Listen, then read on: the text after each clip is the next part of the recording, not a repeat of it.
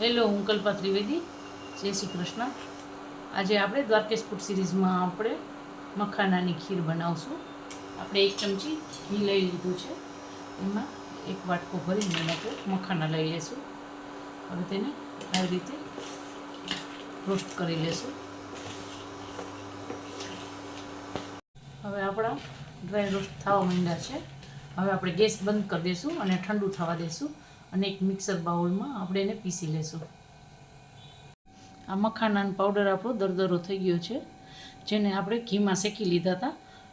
આ પાવડરને આપણે ફ્રીજ વગર પણ 1 મહિનો બહાર સ્ટોર કરી શકીએ છીએ. જ્યારે પણ આપણે સામગ્રી બનાવવી હોય, દૂધની ખીર બનાવવી હોય, ત્યારે તેમાં આપણે જલ્દીથી ઉમેરી શકીએ છીએ. હવે જે ફ્રાય પેનમાં આપણે મખાના શેક્યા હતા, તેમાં જ આપણે દૂધ ઉમેરી દઈશું 1 કટોરી ભરીને. સ્વાદ અનુસાર ખાંડ અથવા મિશ્રીનો ભૂકો તમે કાંઈ પણ ઉમેરી શકો છો. હવે આપણું દૂધ આ ફ્રાય પેનમાં ઉકળવા માંડ્યું છે, તેમાં આપણે સ્વાદ અનુસાર 1 ચમચી ખાંડ ઉમેરીશું.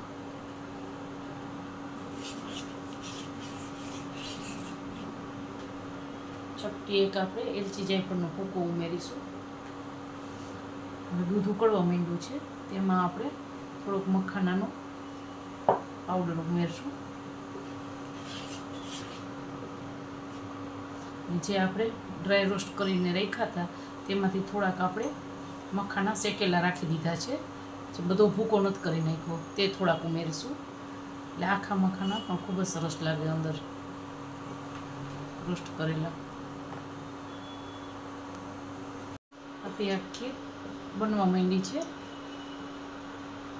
હવે તેમાં આપણે કાજુ અને બદામ ડ્રાયફ્રૂટ ઉમેરી દઈશું. કોઈ પણ તમને ગમતા ડ્રાયફ્રૂટ તમે ઉમેરી શકો છો. જો આવી રીતે મખાનાનું પીસી અને રાખ્યા હોય તો આ ખીર ઝટપટ ઇઝીલી બની જતી હોય છે. આ ખીર સીજીને સામગ્રી બનાવવામાં આ મખાનાની ખીર ઇઝીલી બની જતી હોય છે, જેમાં પ્રોટીન અને કેલ્શિયમ યુક્ત હોય છે.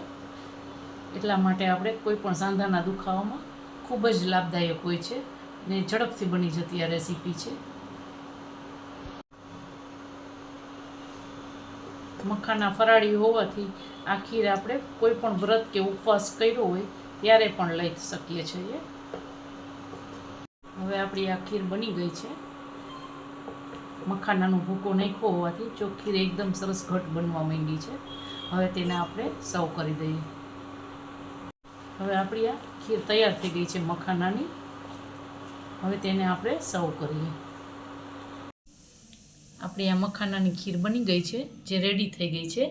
જો આપણે ઠાકોરજીને ભોગમાં રોજ ખીર ધરતા હોય તો આ ઠાકોરજીને ખૂબ જ પ્રિય એવી ખીર છે. જો આપને મારી રેસીપી ગમતી હોય તો મારા વિડીયોને લાઈક કરજો, શેર કરજો અને સબસ્ક્રાઈબ કરજો. જય દ્વારકેશ.